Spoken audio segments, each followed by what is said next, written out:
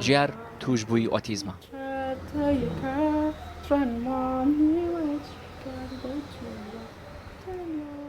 تەمەنی 13 ساڵە. لە 3 ساڵیەوە حاڵەتەکەی دەست نیشان کراوە.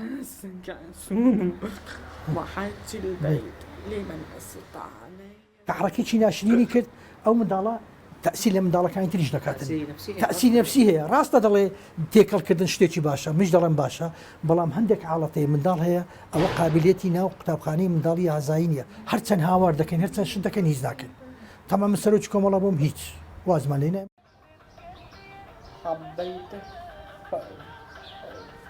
حەبەیتەک ئەنا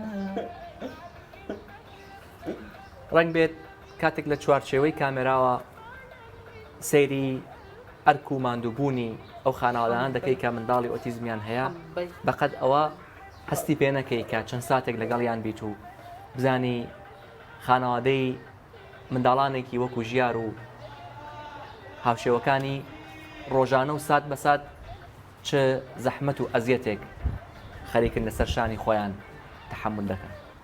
دەستەی دامەزراندنی کۆمەڵی ئۆتیزمی کوردستان لە ساڵی 2009 ئەوەندە کەسە بوو. دۆخی تایبەتی ژیاروای کرد باوکی یەکەم کۆمەڵی ئۆتیزم لە هەرێمی کوردستان بکاتەوە.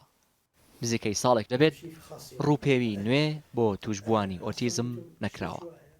کۆمەڵەکان و مەسەلەن سنتەرەکان قسە دەکەن دەڵێن حدودی 1500 منداڵی ئۆتیزم هەیە لە هەولێر لەو 1500 200 منداڵ 250 منداڵ موچیانێ ئەوەی کە لە هەرێمی کوردستان 3500 تقریبا زیاترە کەمتر نییە.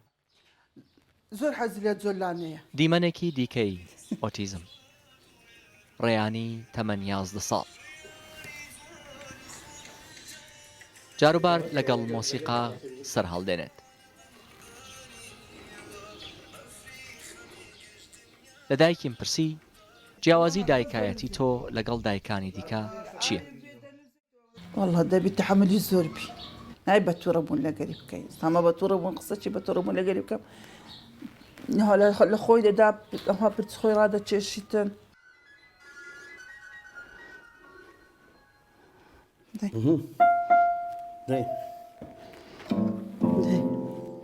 ڕیتمی ژیانیان وەک ژەنینەکەی ڕێیان شێواوە.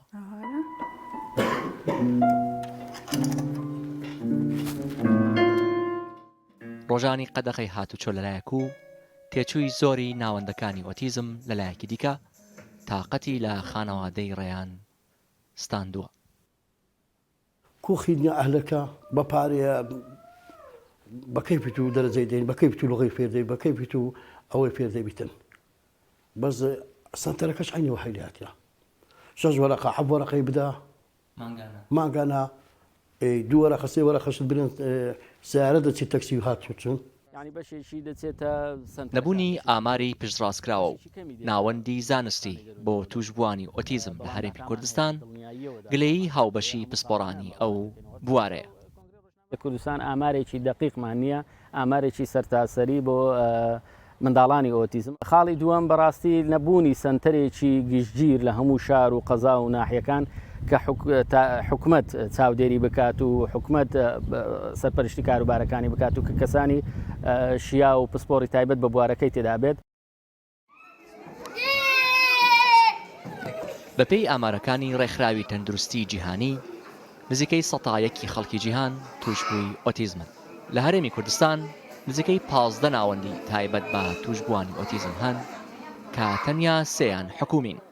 لە ناوەندە ناحکومیەکانیش کەمچین پارەی مانگانە $400 بۆ هەر منداڵێک. هادی سەلیمی ڕووداو هەولێر.